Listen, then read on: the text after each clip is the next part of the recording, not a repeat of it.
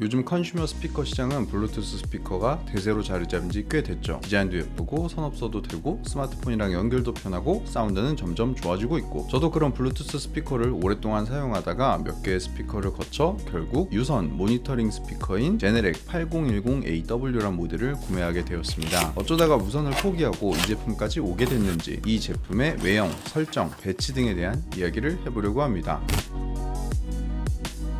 저는 몇 개의 무선 스피커를 사용했고 두 가지 아쉬움이 있었습니다. 하나는 지연 시간이고 다른 하나는 사운드에 대한 만족감입니다. 제가 주로 하는 것이 영상 편집이자 게임이다 보니 영상에 싱크를 맞추거나 게임에서의 지연 시간은 아주 찰나의 순간이지만 꽤나 거슬리거든요. 그래서 정작 이어폰을 끼고 있을 때가 많았습니다. 음악을 듣거나 영상을 볼 때는 잘 활용했는데 막기 주제에 겉멋만 들어서 사운드에 대한 욕심을 내봅니다. 그래서 다분히 개인적인 기준으로 스피커를 찾아봤습니다. 첫 번째, 컴퓨터 책상 위에 두는 것이니 작을 것. 둘째, 작은 스피커에 많은 것을 바라긴 어렵습니다. 풍부한 베이스와 청량한 중고음 둘 중에 하나를 선택해야 된다면 후자를 선택하겠습니다. 세 번째, 겉멋든 채널의 취지에 맞춰서 있어 보이는 예쁜 디자인일 것. 그래서 세 개를 놓고 고민하다가 고른 것이 제네렉 8010AW입니다. 나머지 두 제품은 케프의 LSX라는 제품과 노이만의 KH80이라는 제품이었습니다. 사운드만을 생각하면 위에 두 제품이 더 나을 수도 있습니다. 스펙도 그렇고 제품에 대한 평가도 위에 두 제품이 좋다는 평가가 굉장히 많거든요. 그럼에도 불구하고 제가 제네렉 8010AW를 선택한 이유는 가장 작았고 가장 디자인이 마음에 들었고 가장 저렴했기 때문입니다. 스피커의 크기는 사운드의 품질과 어느 정도는 비례한다고 생각합니다. 크기가 큰 스피커는 그만큼 좋은 사운드와 공간감을 줄 수 있지만 제가 사용하는 방의 크기, 책상의 크기 등 현실적인 공간에 어울리는 구성이 필요했기 때문에 제네렉 8010AW를 선택했습니다.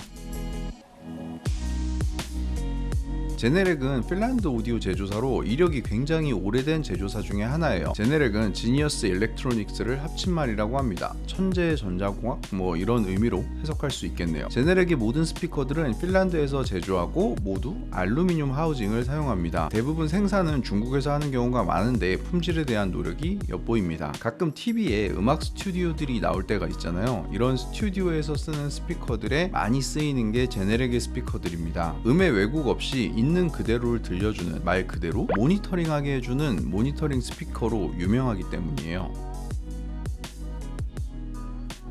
제네렉의 제품은 4개의 숫자와 2개의 영어로 구분이 되는데 8010AW를 해석을 해보면 8은 모니터링 스피커 1번부터 9번까지 시리즈가 있습니다. 0은 아날로그 방식, 1은 디지털 방식이겠죠. 1은 3인치 우퍼 크기, 이게 가장 작은 사이즈고 2, 3, 4로 올라갈수록 우퍼의 크기가 커집니다. 0은 스피커의 위치, 일반은 0, 동축은 1입니다. A는 제품의 버전, 후속 버전일수록 B, C, D 순으로 올라갑니다. 8020은 D까지 나와 있습니다. W는 컬러입니다. 요거는 흰색이기 때문에 화이트. 모델명만 보더라도 어떤 스피커일지 가늠해 볼 수 있죠. 색상은 먹색 같은 진한 회색과 흰색 두 가지 컬러가 있습니다. 제가 요즘 화이트 셋업에 꽂혀 있어서 흰색을 골랐는데 흰색이 정말 예쁩니다. 알루미늄 하우징 위에 흰색의 무광 파우더리 코팅을 아주 예쁘게 잘 뿌려놨습니다. 위는 4분의 3인치 25W 출력의 돔 트위터가 있고 아래에는 3인치 25W 우퍼가 달려 있습니다. 출력으로 봐도 큰 출력은 아니고 3인치 우퍼가 갖는 한계점도 사실 명확한 편입니다. 이 제품은 고무로 된 ISO 패드가 기본으로 구성되어 있습니다. 별도로 구매하는 스탠드만큼은 아니겠지만 ISO 패드만으로도 스피커의 위치를 잡기도 좋고 불필요한 책상의 진동을 잘 잡아줍니다. 연결 방식은 XLR 단자로 연결되는 방식입니다. 생소하게 보일 수도 있는데 XLR 규격은 엄용적으로 많이 사용되는 표준의 규격으로 노이즈나 음원의 손실이 적은 장점이 있습니다. 제품에 별도의 케이블이 없기 때문에 연결을 위해서는 XLR 케이블이 필요하고 어떤 구성을 하냐에 따라서 구매하는 케이블의 종류도 달라집니다. 뒤쪽에 4개의 딥 스위치가 있는데 이건 핀셋 같은 걸로 올리고 내려야 됩니다. 굳이 이렇게까지 해서 스위치를 달아놨어 하실 수도 있겠지만 사실 이게 굉장히 중요합니다. 이 세팅은 전부 스피커가 설치될 환경을 위한 세팅이에요. 설치되는 공간이 아주 작은 방이 될 수도 있고 큰 스튜디오일 수도 있잖아요. 어떤 공간에서 어떻게 쓰여질지 모르니 딥 스위치를 통해서 하드웨어적으로 설정할 수 있게 해놓은 겁니다. ISS 오프는 미사용 시 자동 전원 꺼짐 기능을 끄는 스위치입니다. 센서티비티 마이너스 10dB은 감도를 마이너스 10dB 낮추는 기능입니다. 예를 들어 설치되는 공간이 3평짜리 방이다. 그럼 이 스피커의 최대 볼륨을 사용할 수 있을까요? 아마 50% 이상을 넘기기 어려울지도 모릅니다. 그런 환경에서 스피커의 출력을 10dB 낮추고 볼륨 레벨을 좀 더 자유롭게 쓸 수 있게 해주는 기능입니다. 데스크탑 컨트롤과 베이스 틸트는 같이 봐야 할 것 같은데, 데스크탑 컨트롤은 책상 위에 두는 경우 200Hz의 음역대를 4dB 낮춤으로써 부밍음을 방지하는 것이고, 베이스 틸트의 경우 스피커 바로 뒤에 벽이 위치하는 경우에 반사돼서 나오는 소리로 인해 부밍음이 발생하는 것을 막기 위해 베이스를 2dB, 4dB 낮추는 기능입니다. 원래는 측정 도구로 주파수를 보면서 해야 되는데 캐주얼하게 사용하는 입장에서는 하나씩 스위치를 올렸다 내렸다 해보면서 본인의 취향대로 선택해도 무방할 것 같습니다.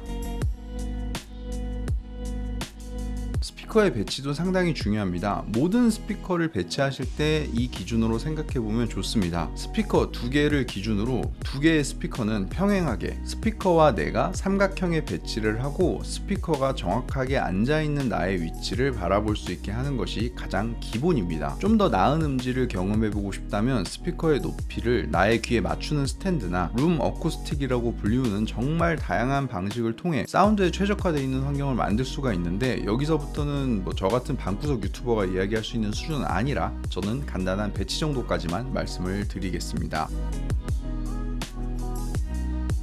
적어도 이 사이즈의 스피커들 사이에서는 단연코 높은 해상력을 보여주고 소리가 깔끔하게 들립니다. 클리어한 중고음을 들려주는데 트위터 출력이 25W입니다. 보통 2급이라면 트위터 출력이 15W인 경우가 많은데, 적어도 비슷한 사이즈 제품 안에서는 출력에서부터 해상력, 음장감 충분히 만족할 만한 사운드를 들려준다고 생각합니다. 아쉬운 부분은 초저역대의 저음이죠. 아주 낮은 베이스가 주는 울림, 공간감, 잔여감, 제가 전문가는 아니라 표현은 잘 못하겠지만 베이스가 둥하고 계속 남는 그런 느낌이 제네렉 8010에서는 확실히 덜 느껴집니다.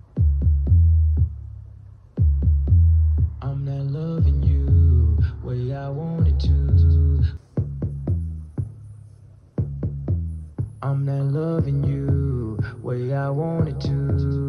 베이스에 대한 소리 표현은 정확하게 나옵니다. 다만 공진이라고 설명해야 될 것 같은데, 저음의 영역대가 뭉쳐서 내는 그 특유의 느낌이 음악의 무드와 잘 어우러져서 그루브감을 주는데, 이 스피커에는 그런 게 없습니다. 이게 사운드를 정확하게 표현하는 것과는 또 다른 느낌이기 때문에 음악을 듣는 재미가 떨어진다고 느껴지는 것이죠. 물론 이건 다분히 저의 개인적인 의견이며, 컨슈머용 스피커에서는 훨씬 다이나믹하고 듣기에 좋은 사운드를 만들어내는 스피커들도 많이 있어요. 어찌 보면 좀 밋밋하게 들릴 수도 있는 스피커이기 때문에 가능한 한 여러가지 스피커들을 청음하고 본인이 듣는 환경을 고려하여 스피커를 선택하면 더 좋을 것 같습니다.